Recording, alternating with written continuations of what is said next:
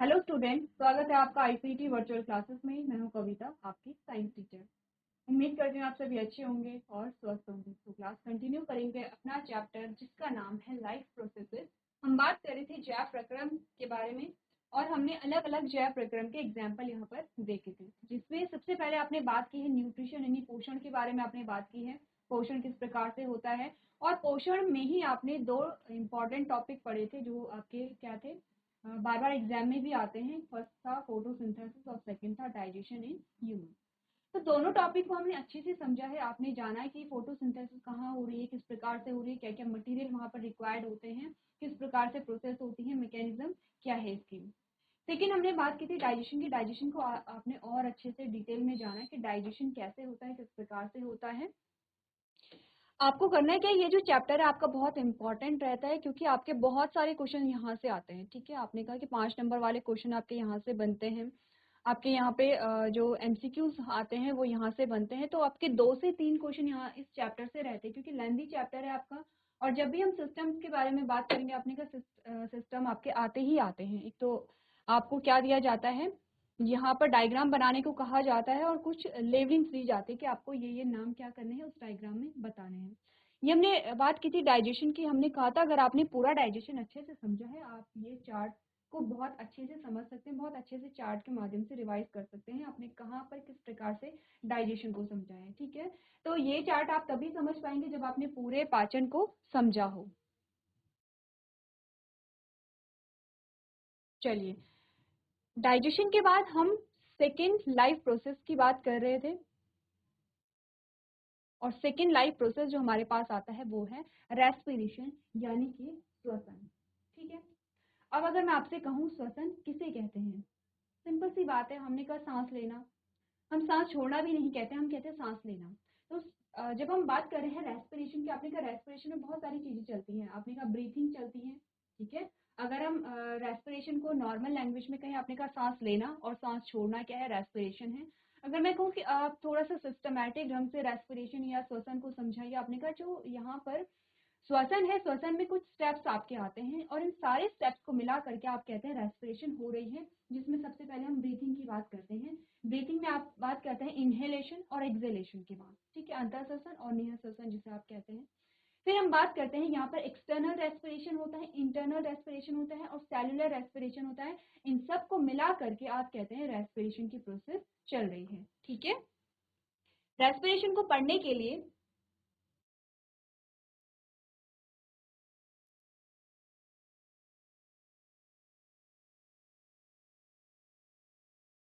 Respiration को पढ़ने के लिए आपको सबसे पहले बात करनी होगी यहाँ पर रेस्पिरेटरी सिस्टम की। ठीक है, आपको श्वसन तंत्र को पढ़ना है, उसके बाद हम रेस्पिरेशन को पढ़ेंगे। सबसे पहले हम रेस्पिरेशन का जनरल इंट्रोडक्शन जानेंगे। जैसे कि हमने कहा था कि नॉर्मली हम कहते हैं सांस लेना है और सांस छोड़ना ही क्या है, श्वसन है। हमने कहा श्वसन सिर्फ इतनी सी प्रोसेस नहीं है। ठीक है, श्वसन के अंतर्गत बहुत अलग अलग स्टेप्स हमारे पास आते हैं, उन अलग अलग स्टेप्स को हम समझेंगे। उसके बाद हम बात करेंगे यहाँ पर रेस्पिरेटरी सिस्टम की। तो आपको याद होगा प्रीवियस लेक्चर में मैंने होमवर्क में आपको दिया था, आपको रेस्पिरेटरी सिस्टम बनाना है ताकि हम और अच्छे से रेस्पिरेटरी सिस्टम को समझ सकें। ठीक है, सबसे पहले बात कर लें यहाँ पे श्वसन की, जो इंट्रोडक्टरी पार्ट आपके पास आता है। ठीक है, डेफिनेशन पे नहीं जाएंगे, सबसे पहले समझेंगे किसी श्वसन को, रेस्पिरेशन को। मैंने कहा जो आपका श्वसन होता है, जो आपका श्वसन होता है वो क्या होता है, यहाँ पर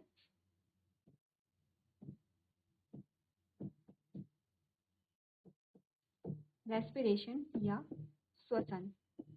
ठीक है, हमने कहा जो आपका श्वसन होता है वो अलग अलग स्टेप में होता है, जिसमें सबसे पहला जो स्टेप आपके पास आता है वो है ब्रीथिंग।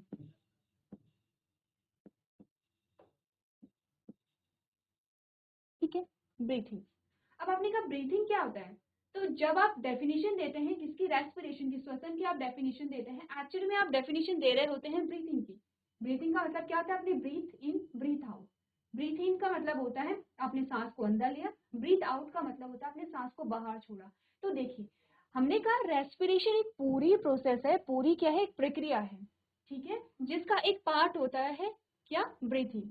जिसकी आप डेफिनेशन देते हैं। तो एक्चुअली में सांस छोड़ना और सांस लेना ही श्वसन नहीं है या रेस्पिरेशन नहीं है, सांस लेना और सांस छोड़ना क्या है, ब्रीथिंग है। आपने कहा इसमें दो चीजें आती हैं,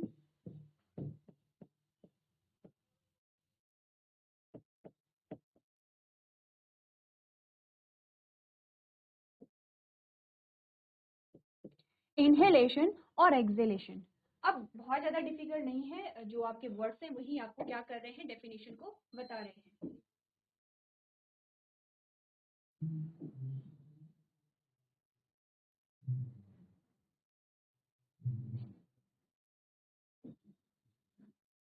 ठीक है, इनहेलेशन और एक्सहेलेशन में हमने क्या बोला, आपने कहा इनहेल में आप क्या कर रहे हैं, इनहेल कर रहे हैं, सांस को अंदर ले रहे हैं। एक्सहेल में आप क्या कर रहे हैं, सांस को छोड़ रहे हैं। ठीक है, क्लियर है। इसी चीज को लिख दें, इनहेल का मतलब होता है सांस अंदर लेना और एक्सहेल का मतलब होता है सांस बाहर छोड़ना।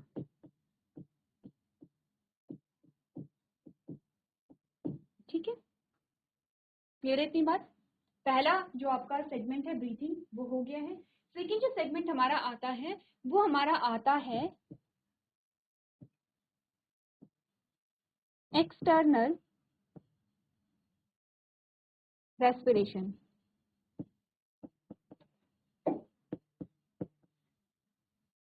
ठीक है, तीसरा हमारा आता है इंटरनल रेस्पिरेशन और चौथा हमारा आता है सेलुलर रेस्पिरेशन यानी कि कोशिकीय श्वसन। इतनी बात क्लियर है। अब ब्रीथिंग को आप समझ चुके हैं, इन तीनों को समझते हैं कि तीनों में डिफरेंस क्या होता है। तीनों में अगर हम डिफरेंस को देखेंगे, तीनों में आपने बोला पहला क्या हुआ, ब्रीथिंग। ठीक है, दूसरा आपने बोला एक्सटर्नल रेस्पिरेशन जिसे बाह्य श्वसन भी आप कहते हैं।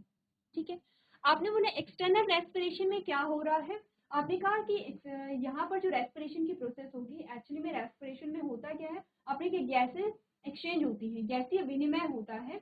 आपने कहा यहाँ पर जो गैसेस एक्सचेंज हो रहा है, जो गैसीय विनिमय हो रहा है, वो आपके एल्विलाई और आपके जो ब्लड वेसल्स है उनके बीच में हो रहा है। तो एल्विलाई ये है, ये आपकी क्या है, ब्लड वेसल्स हैं। देखिए एल्विलाई कहाँ पर होते हैं, एक बार आप आइडिया ले लीजिए। ये आपके लंग्स होते हैं। इतना आप सभी समझते हैं कि अगर श्वसन की प्रक्रिया हम पढ़ रहे हैं तो हम लंग्स के बारे में पढ़ रहे हैं। तो अपने का लंग्स में आपके का ये जो लंग्स होते हैं, जो फेफड़े होते हैं, यहाँ पर आपके क्या पाए जाते हैं, एल्विलाई पाए जाते हैं। ठीक है, इस डायग्राम में आप और अच्छे से समझेंगे। ये देखिए आपको यहाँ पर क्लियर दिखाई दे रहा है, तो जो आपको यहाँ पर लास्ट में गुच्छे जैसी संरचनाएं दिखाई दे रही हैं, ये है एल्वियोलाई। ठीक है, एल्वियोलाई ये होती है। आपने कहा कि यहाँ पर जो एल्वियोलाई है, यहीं पर इसी के माध्यम से कैसे गैसेस एक्सचेंज होता है, किसके बीच में, एल्वियोलाई और ब्लड वेसल्स के बीच में।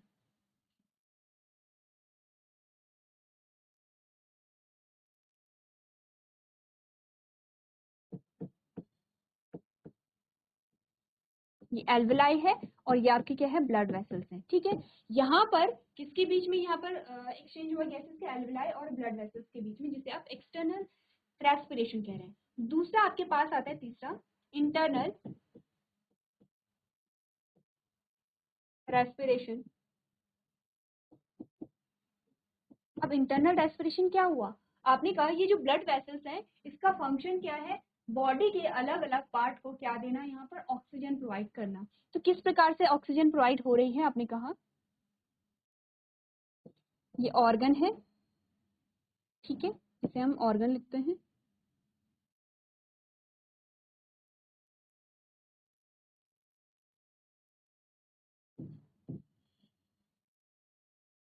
ये है ऑर्गन या अंग या टिश्यू, आप कुछ भी कहिए, ऑर्गन है। आपने बोला ऑर्गन में जो ब्लड आया वो इस प्रकार से आया।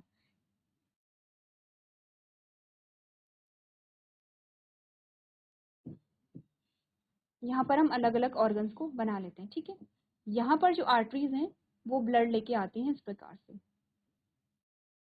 ये आर्टरीज हैं। ठीक है, और उसके बाद आर्टरीज जब ब्लड को देंगी तो यहाँ से क्या निकली,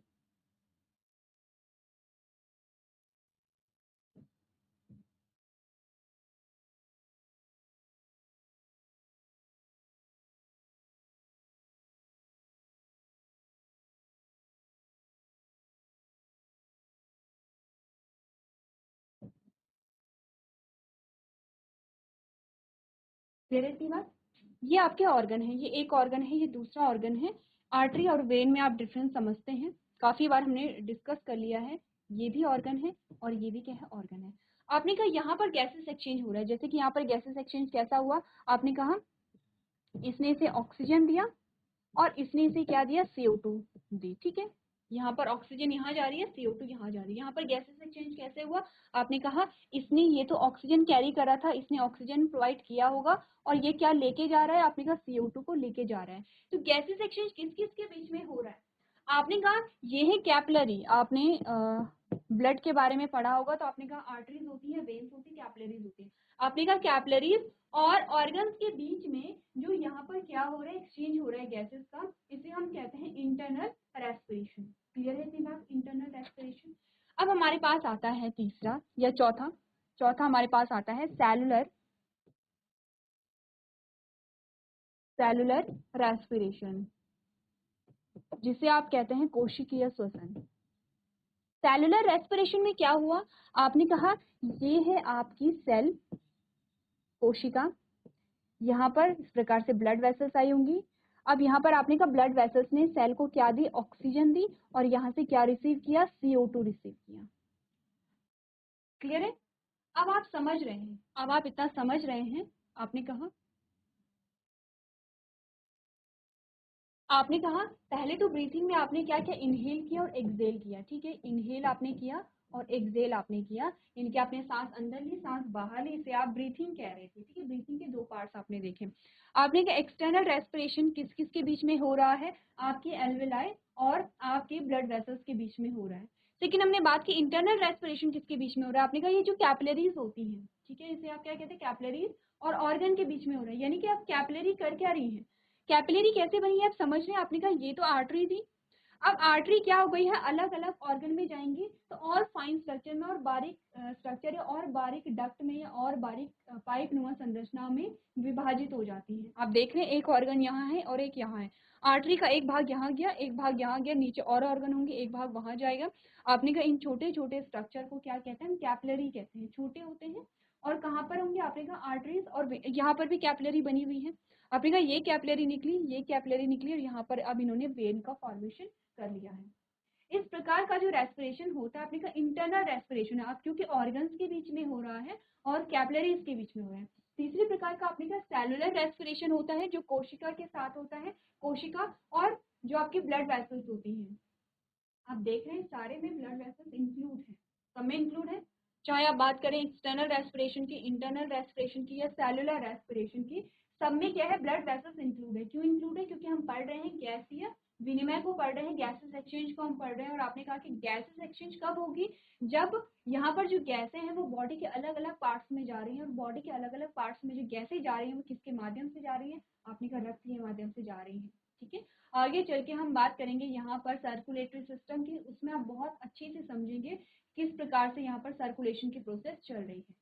इतनी बात क्लियर है, तो अब हम क्या करेंगे, जो श्वसन है श्वसन की डेफिनेशन को पढ़ लेंगे। एक बार आपको करना है कि आपको चारों स्टेप्स लिख देने। अब देखिए जब चारों स्टेप कंप्लीट हुए तब आप कह रहे हैं श्वसन हो रहा है, ऐसा नहीं है कि सिर्फ यहाँ पर क्या है ब्रीदिंग की प्रोसेस चल रही है, सिर्फ एक्सटर्नल रेस्पिरेशन हो गया, सिर्फ इंटरनल रेस्पिरेशन हो गया। आपने कहा जब चारों स्टेप कंप्लीट हो जाते हैं तब आप कहते हैं रेस्पिरेशन हो रहा है, क्योंकि अल्टीमेटली आपके पास क्या रिजल्ट निकलेगा, आपने कहा कि आपको अपनी बॉडी के हर एक सेल तक क्या लेके जानी है, ऑक्सीजन को लेके जाना है, और हर एक सेल से आपको CO2 लेकर के आना है। इसी को क्या कहेंगे, आप रेस्पिरेशन कहेंगे। और इस पूरी प्रोसेस में आपके चारों स्टेप्स यहाँ पर होते हैं। एक बार देखिए, उसके बाद हम डेफिनेशन को पढ़ते हैं। चलिए तो डेफिनेशन को पढ़ लेते हैं। आपको रेस्पिरेशन की क्या डेफिनेशन यहाँ पर दी गई है, ठीक है। आपने कहा respiration is a metabolic process that occurs in all organism. हम सभी जानते हैं कि जितने भी लिविंग ऑर्गेनिज्म है सबका कैरेक्टर क्या है, यहाँ पे रेस्पिरेशन है। It is a biochemical process that occurs within the cell of organism. In this process, the energy, that is ATP, adenosine triphosphate, is produced by the breakdown of glucose, which is further used by cells to perform a various function. Every living species, from a single-celled organism to dominant multicellular organism, perform a respiration. यानी कि हमने कहा श्वसन एक चयापचय प्रक्रिया है जो सभी जीवों में होती है। यह एक जैव रासायनिक प्रक्रिया है जो जीवों की कोशिकाओं के भीतर होती है। इस प्रक्रिया में ग्लूकोज के टूटने से ऊर्जा एटीपी के फॉर्म में बनती है, जिसका उपयोग कोशिकाओं द्वारा विभिन्न कार्यों को करने के लिए किया जाता है। प्रत्येक जीवित प्रजाति एक कोशिकीय से लेकर के बहुकोशिकीय तक सभी श्वसन करते हैं, इसीलिए हम इसे क्या कह रहे हैं? लाइफ प्रोसेस कह रहे हैं, जैव प्रक्रम कह रहे हैं। ठीक है, इतनी बात क्लियर है?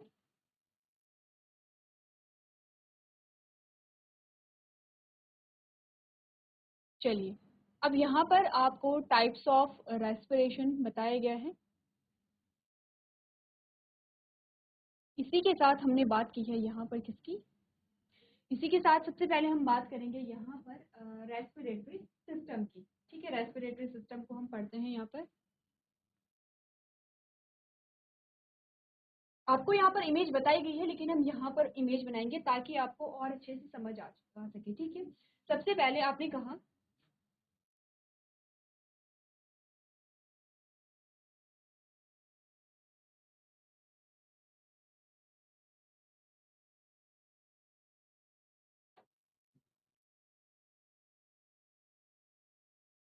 ये आपकी नोज है, ये आप समझ रहे हैं। ठीक है, यहाँ पे क्या होगी? नॉस्ट्रल्स होंगी और नॉस्ट्रल से क्या बनेंगे? यहाँ पर नेजल कैविटी बनती है। आपने कहा ये नेजल कैविटी बनेगी इस प्रकार।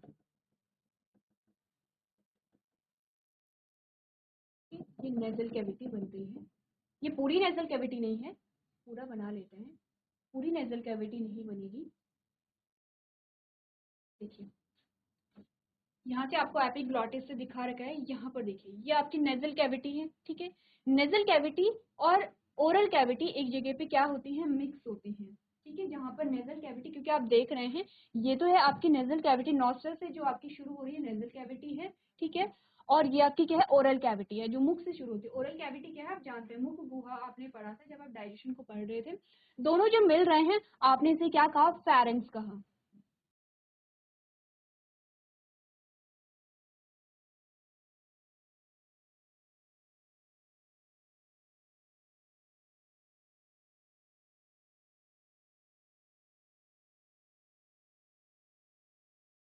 ठीक है, इतनी बात क्लियर है? आपने कहा ये है नेजल कैविटी, और नेजल कैविटी प्लस यहाँ से क्या बन रही है? ओरल कैविटी भी निकल रही है। ठीक है, मैं यहाँ पे बना नहीं रही हूँ, आप समझ लीजिए। ये क्या है? मुख है। ये क्या है? माउथ है। और माउथ से क्या निकल रही है? यहाँ पर आपने कहा ओरल कैविटी निकल रही हुई। यहाँ पर कहीं मिक्स हो रही है, जिसे हम क्या कह रहे हैं? फेरेंक्स कह रहे हैं। तो आपने कहा फेरेंक्स, यहाँ लिख देते हैं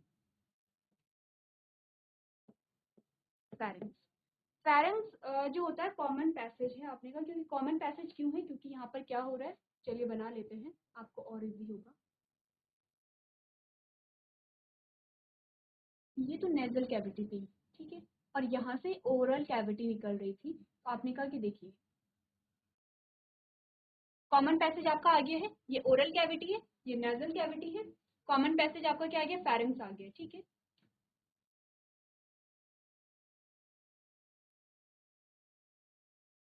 चलिए,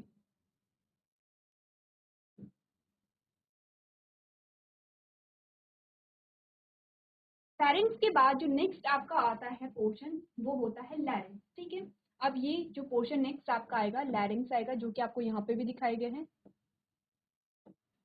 लैरिंक्स, लैरिंग्स को ही आप क्या कहते हैं? वॉइस बॉक्स भी कहते हैं। अच्छा, लैरिंग्स से ही क्या होता है? यहाँ पर ये जो आपका ट्यूब है, ये दो पार्ट में डिवाइड हो जाती है इस प्रकार से।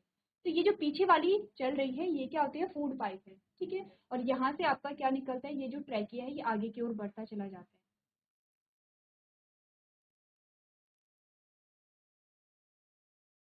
ठीक है, यहाँ से ये क्या निकली?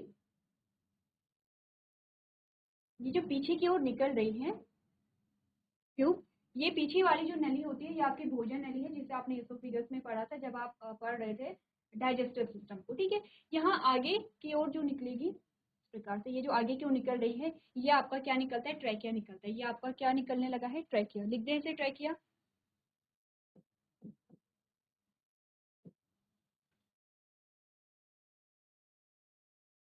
ठीक है। ये ट्रैकिया हो गया है। अब ट्रैकिया में आपने कहा कुछ छल्ले जैसी संरचना होती है जो हाइलाइन कार्टिलेज से बनी होती है, इस प्रकार से।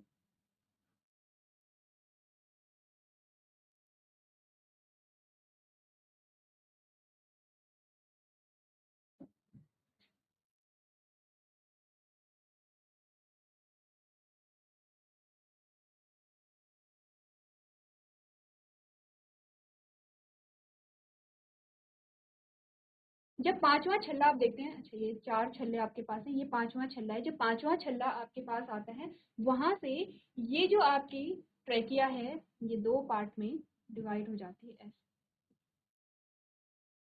ठीक है। ये दो पार्ट में डिवाइड हो गई है।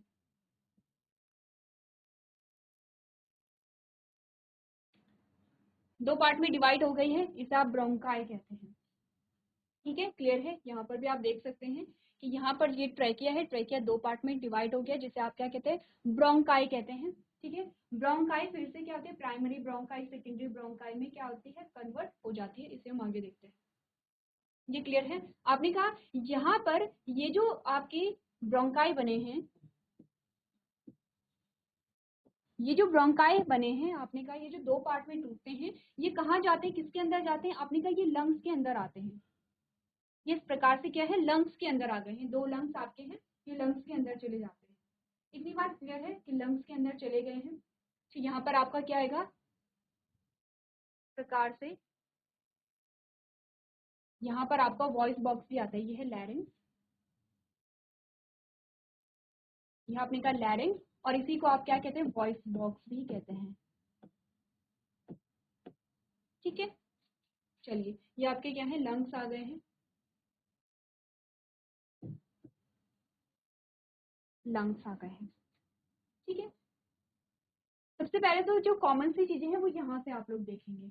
इसके आगे वाला पोर्शन है, हम इसे फिर क्या बनाएंगे, डिटेल में बनाएंगे। ये वाला स्ट्रक्चर है कि जो यहाँ पर लंग्स है, लंग्स के अंदर कौन कौन से स्ट्रक्चर आपके पास आते हैं। आपने कहा सबसे पहले नेजल कैविटी आता है, नेजल कैविटी के नीचे आपकी क्या है, ओरल कैविटी आती है। लिख देते हैं, ये है आपकी ओरल कैविटी।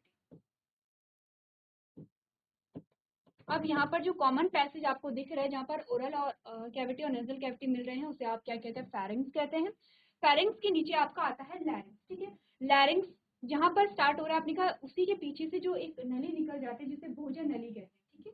हम सभी जानते हैं हमारी भोजन नली और हमारी श्वसन नली जो होती है अलग अलग होती है। आपने कहा ये लैरिंग्स आपका आता है, इसी को आप वॉइस बॉक्स भी कहते हैं। इसके नीचे अब आपको देखिए, अब आपकी ये वाली जो नली है, ये आपके क्या होती है, ट्रैकिया होती है। आप फील कर सकते हैं, ये जो आपको रिंग्स दिखाई दे रही है इस प्रकार से, ये जो इस प्रकार की रिंग आपको दिखाई दे रही है, आप इसे फील कर सकते हैं। जब आप टच करेंगे आप फील कर सकते हैं। आपको बताया गया है सी, अब इसे क्या, हाईलाइन कार्टिलेज है, इसे आप सी से दिखाते हैं, तो ये क्या है आपका C5 है। C5 यानी कि यहाँ पर हाईलाइन कार्टिलेज का नंबर कितना है, 5 है 5, 1 1 2 3 4 5। जब ये 5 पे पहुंचता है तो वहां से ये दो पार्ट में डिवाइड हो जाता है, यानी कि ये इस प्रकार से नली जारी होगी और अब दो पार्ट में डिवाइड हो जाएगी, ठीक है। आपके राइट और लेफ्ट साइड में डिवाइड हो जाती है और कहाँ जाती है, आपके लंग्स के अंदर चली जाती है। बेसिक सा स्ट्रक्चर है, ठीक है।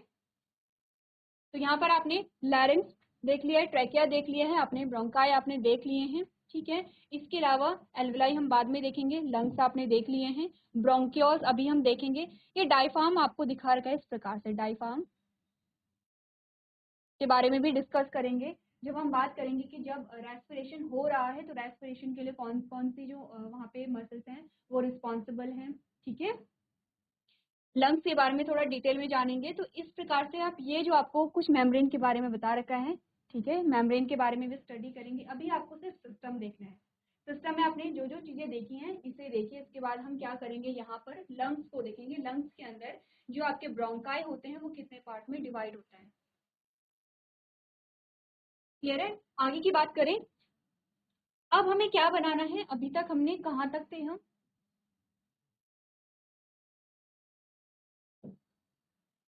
ये है हमारा ट्रैकिया, ये हमारे ब्रोंकाई हैं, इस प्रकार से हमारे ब्रोंकाई हैं।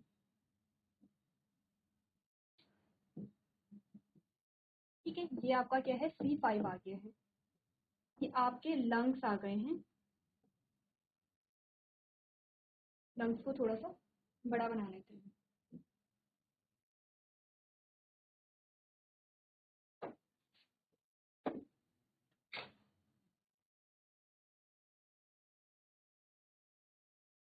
ठीक है, अब हुआ क्या, ये आपके क्या थे, ब्रोंकाई थे।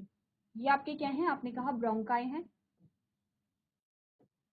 ब्रोंकाई इसके जब लंग्स के अंदर जाते हैं तो ये अलग अलग शाखाओं में टूटने लगते हैं इस प्रकार से।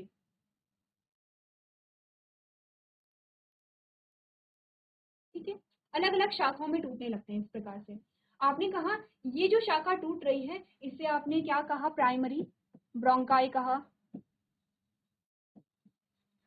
ठीक है, ये एक शाखा टूटी, फिर से दूसरी, इस शाखा से फिर दूसरी शाखा टूटी, इसे आपने क्या कहा, सेकेंडरी ब्रोंकाई कहा। ऐसे ही करते करते बहुत सारी आपको यहाँ पे ब्रांचेस दिखाई दे रही है, अलग अलग ब्रांचेस आपको दिखाई दे रहे हैं। आपने कहा लास्ट में आपके पास आते हैं ब्रोंकियोल्स। लास्ट में जो लास्ट वाला आपके पास आता है वो आपके पास आया ब्रोंकियोल्स, जिसे आपने कहा। अब ये ब्रोंकियोल्स इंपॉर्टेंट क्यों होते हैं, इसे थोड़ा अलग स्ट्रक्चर में दिखा लेते हैं ताकि आपको और क्लियर हो। ये जो ब्रोंकियोल्स होते हैं ये इंपॉर्टेंट होते हैं, ये कई बार आपसे पूछे जाते हैं। क्यों पूछे जाते हैं, क्योंकि इन ब्रोंकियोल्स पे कुछ बलून जैसा स्ट्रक्चर लगे होते हैं। जैसे कि आपने कहा यहाँ पर एंडिंग जो होगी, यहाँ पर जो एंडिंग होगी आपको इस प्रकार से बलून जैसे स्ट्रक्चर दिखाई देते हैं। और इन बलून जैसे स्ट्रक्चर को हम क्या कहते हैं, ये वाले जो स्ट्रक्चर हैं इन्हें हम कहते हैं एल्वियोलाई। एल्वियोलाई के बारे में कुछ देर पहले हमने बात की थी। ठीक है, ये आपका क्या है, ट्रैकिया है।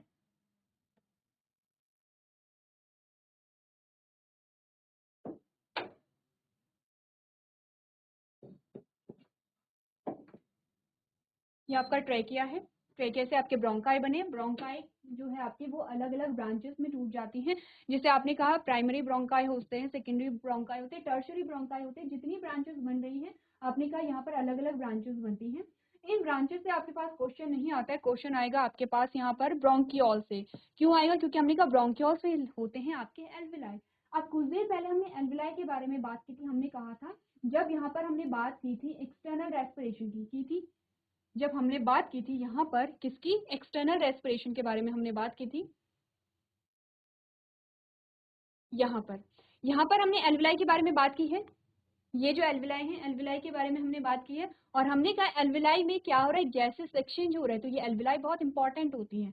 आगे जाके जब आप पूरा रेस्पिरेटरी सिस्टम पढ़ लेंगे, जो रेस्पिरेशन को पूरा पढ़ लेंगे, तब हम कुछ रेस्पिरेशन से रिलेटेड डिजीज के बारे में बात करेंगे। और आप देखते हैं कि जो रेस्पिरेशन से रिलेटेड डिजीज होती हैं वो तभी होती है जब आपकी एल्विलाई की जो वॉल होती है वो डैमेज होती है। ठीक है, तो एल्विलाई का स्ट्रक्चर जब आप देखेंगे डिटेल में, आपने कहा अगर मैंने इस एल्विलाई को देखा तो ये कुछ इस प्रकार के एल्विलाई थे।